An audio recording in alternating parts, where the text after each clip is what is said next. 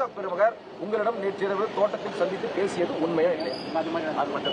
ஒரு நிமிடம். பேரம் பேசியது உண்மையா? நான் அதை நீங்க கேக்குறீங்க, எதை வைத்து இந்த கேள்வியை கேக்குறீங்க? நான் உங்களை கேக்குறேன். அது இல்ல நீங்க எதை வைத்து கேக்குறீங்க?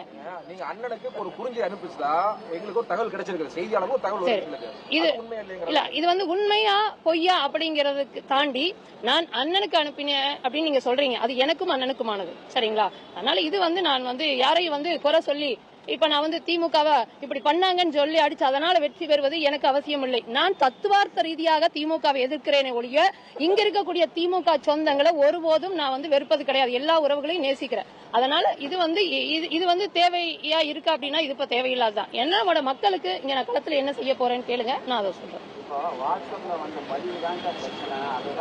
இல்ல அந்த பதிவுக்கு நான் பொறுப்பல்ல. இதுவரைக்கும் அந்த மாதிரி யாராவது பேசிருக்காங்களா? இல்ல